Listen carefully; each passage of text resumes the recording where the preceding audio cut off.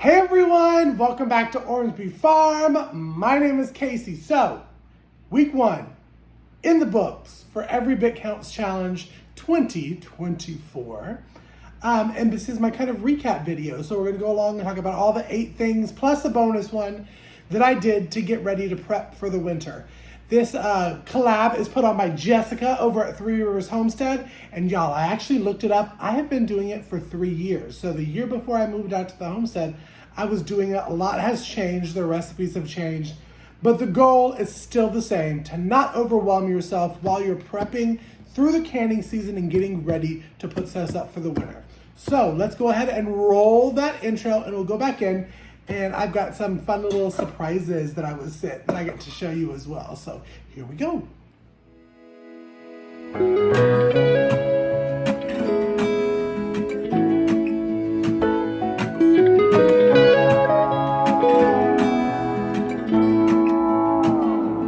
I'm coming home. All right, so first I want to talk about, because y'all know, you hear it in all of my videos and all of my posts, how much I am in love with 4-jar canning lids. It's the only ones that I use now on the homestead. I tag them in all of the Instagram reels and the stories, and I'm gonna tag them here too. There's gonna be a link that you go ahead, click on it, get you some 10% off discounts, and stock up on canning lids, because canning lids is something that you definitely gonna need if you're gonna get through canning season. Your jars, but also I was graciously sent from 4Jars their funnel set. Now I wanted to talk about how much I love this funnel set. First of all, this is the wide mouth one. It comes with the wide and regular mouth, and it comes with this netting like sieve kind of thing that fits right over the top of it. And I actually used it for my barbecue sauce. But the coolest thing about these funnels, let me see if it will focus in. You see these notches? You probably won't be able to see on the video, but it says 1/4 of an inch, 1/2 of an inch, 3/4 of an inch, and an inch. So when you talk about headspace, it's literally dumb proof for you. It's already there. It tells you where to stop. So no more worrying or measuring. There's no need for extra sticks, because you know, as a homesteader, you already have a bunch of utensils and gadgets all over your kitchen anyways. So they've done the work for you with the little notches. So convenient, so good. They're heavy, they're sturdy. I really love them, I tossed out my plastic one. And again, I use this to filter out to make sure that the barbecue sauce, when I made it, was nice and smooth and there was none of the, I don't necessarily call it the pits, but you know, the chunkier stuff. That of course is not bad for in your sauce, but of course you don't want it if you want some pretty clear barbecue sauce. So with that being said, love me some 4Jars. Y'all know it's always in my affiliate link and on my Linktree down in the bio notes. Go ahead and stock you up on some 4-jar stuff. So enough of me blahing. Let's go ahead and get into the first week of Every Bit Counts Challenge. Now, I did kind of like a pre-Every Bit Counts Challenge day, because I was very blessed to have from some of our dear friends over at the Way Farm, Robbie and Courtney, one of their Cornish cross. We got one of their Cornish cross to try because this is the first year at Ormsby Farm that we are growing the Cornish cross, and I wanted to taste the meat, see how everything worked. I mean, I know it's just like a chicken, but stuff tastes different when you home grow it from getting it at the store. So I got that, and the thing was huge, y'all. So I was able to get not only dinner for all of us here at Ormsby Farm that night, but I also got 4 quarts of the chicken, which y'all know I'm a fan of canned meat. I got some shredded chicken, 4 of these, and then I took the bones and I made a delicious bone broth, and I got 3 quarts of that. So, I mean, for one whole chicken, getting dinner, 4 quarts. This can be used for casseroles, soups, chicken salad, pastas, anything really. Anything that you would use chicken for, you can drain it, reheat it in the entree that you want it, and you have chicken. Convenience. This is real convenience food right here, y'all. So I got those. So excited. That was my pre-day. Can't remember if I got any footage. If I did, I'd be putting it over the screen. So Day one, which I know I did get some, was salsa. I make salsa all the time here at Ormsby Farm. We love Mexican food, and since tomatoes are so abundant in the garden, I'm usually making 1 to 2 batches of salsa a week for about 2 months, usually, to stock it up, because we just go through it that fast. Like, we had a party the other night, we went through 5 jars of salsa. So I did salsa. Now I bought these 3/4 of a pint jars from Amazon, and I love them for the salsa. It's slick, it's slender, it's easy to put a bunch of them in. You can put extra ones in your regular water bath canner and your Nesco water bath canner, and I just love it. I do a tomato base. I'll leave my recipe down below. But I do a tomato base. I add in the cilantro and the onions. I add bell peppers. I add jalapeno peppers, and then a seasoning mix. And of course, I let that sit and boil probably for 30 minutes to maybe 45 minutes. And then I blend her up with my immersion blender. And then I'm going to let it sit for another 30 minutes, just so all of the spices and the veggies get time to marinate in that tomato sauce. And it's truly delicious. I put a good amount of lemon juice in my salsa recipe, which makes it brings the acidity level up for the salsa so I can water bath can it. But day one was salsa. I'm probably gonna be doing a salsa a lot during these next 4 weeks. So you're gonna be seeing a lot of salsa. So that was day one. Day two, funny story is, when I go, every year before canning season, I go through my canning room and I kind of see what I have, see what's left over, count my jars, check my seals. I had so many little 1/4 a pint jars. I'm like, what in the world? I mean, yes, I know you can put like salves and seasonings and all that kind of stuff in it, but I wanted to can some stuff in it, so I did Cowboy candy. And our jalapeno plant is doing so good right now.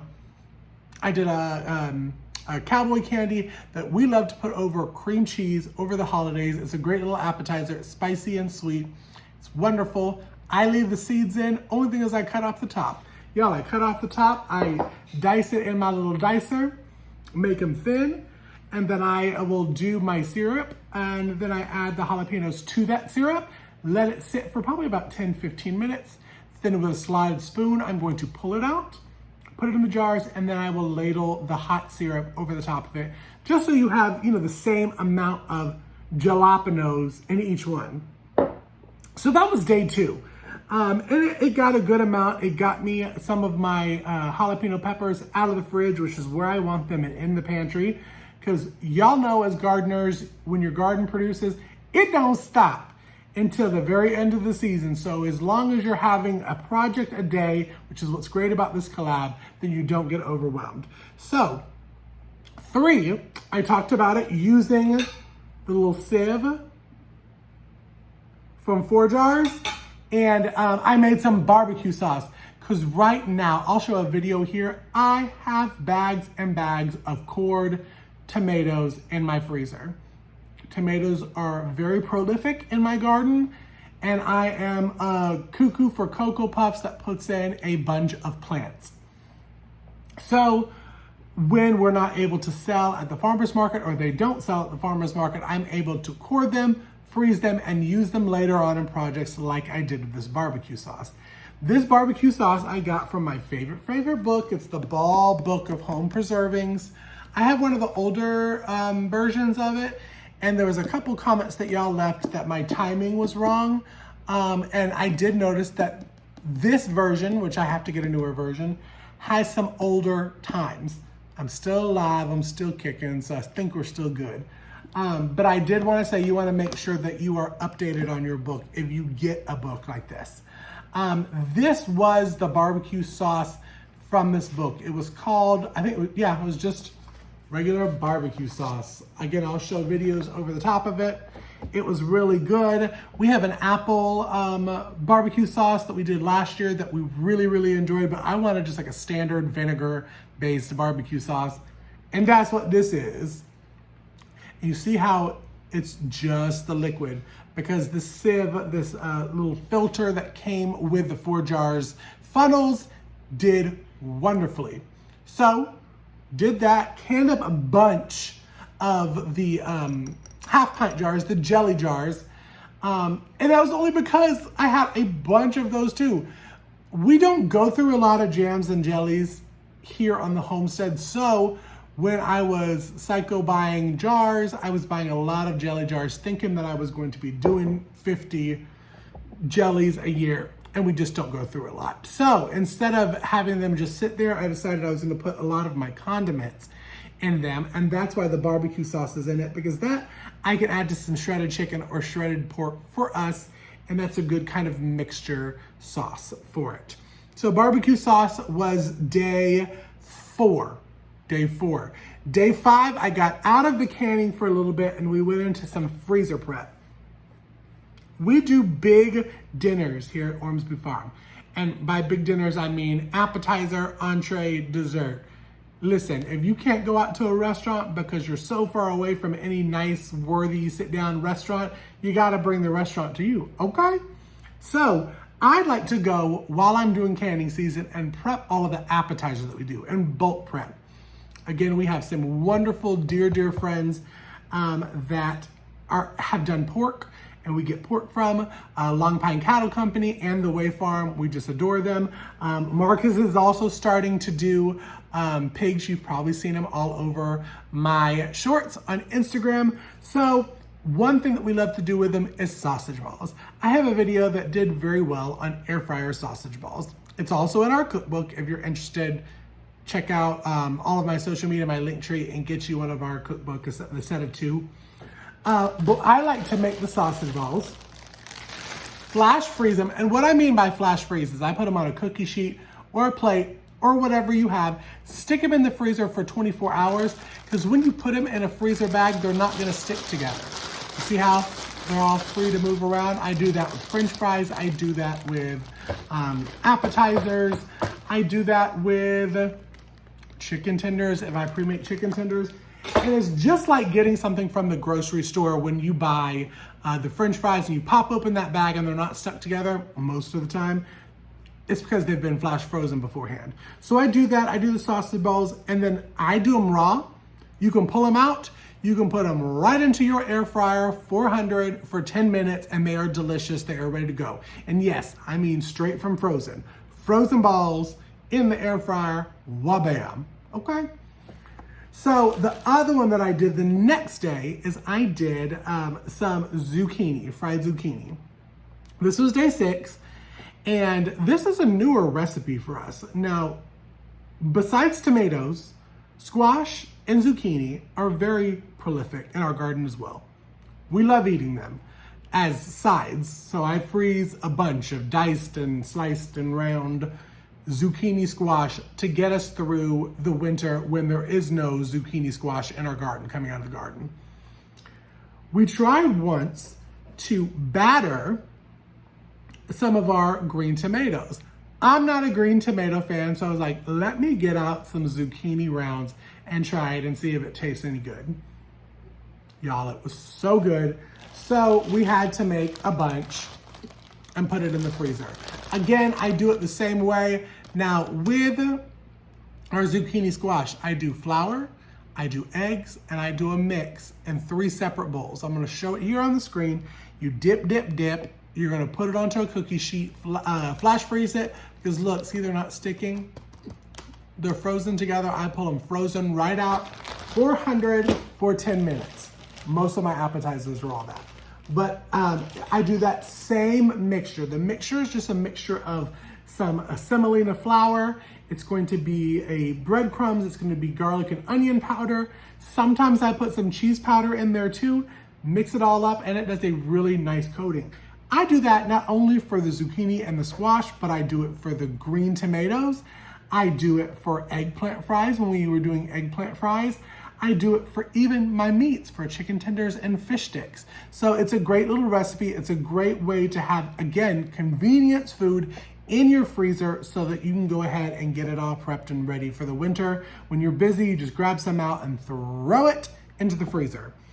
Now, I missed one. And I knew I did because I'm looking at my notes and I never read my notes all the way, so I don't even know why I have notes. But day 2 was actually cookie dough. One thing during the winter, we sell cookies and cookie cakes at our farmer's market, but when we have people over, whether it's people from church, farmer's market friends, family coming over, and you want to throw a nice dessert in really quick, we all grab for the tube of cookie dough at the grocery store.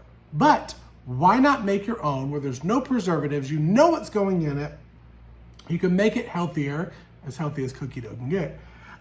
Roll it up into a tube just like you would get from the store and freeze it and prep it for the winter. So that's what I did. I did our chocolate chip and pretzel base, and I rolled it up and I put it in a freezer bag. You can pull it out, cut out the cookie rounds, throw that in just like you would the ones from the store. So I missed that one. That was day 2. So everything else is kind of messed up now. But I'm gonna be showing it on the screen. You'll see. If you would have followed me on Instagram, you know what day it was. So after the fried zucchini, I did another recipe from the ball book. I've always wanted to try mustards. And again, I had so many of these 1/4 pint little mini jars that I was like, you know what? I'm gonna try this Oktoberfest beer mustard. Here it is. Y'all, it was very simple. I used yellow mustard seeds. It does call for brown. I didn't have brown. They said you could eat equal parts, but you want to put a little bit more of the yellow seeds because they're not as potent as the brown. So I did that, and a cup and a half of beer. Listen, I'm not a beer drinker. Brother Chris's beer over here has been sitting probably literally since last Christmas. And I decided to use that. It was an IPA. It was a little bit strong for the mustard, and I even tried it. You'll probably see a video here. I tried it. Yep, not a fan. And I was able to get this going, letting it sit, adding some seasoning and water bath can mist. Super simple, and it got me 6 1/4 pints that we have to add to brats or pretzels or charcuterie boards over the winter. Really excited to have it. It's kind of like a spicy mustard with a beer tang to it.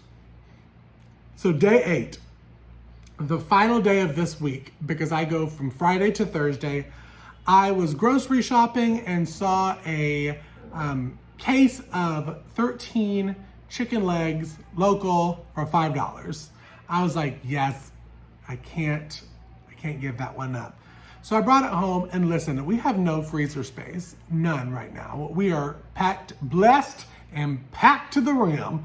But what I decided to do was go ahead and raw pack can it.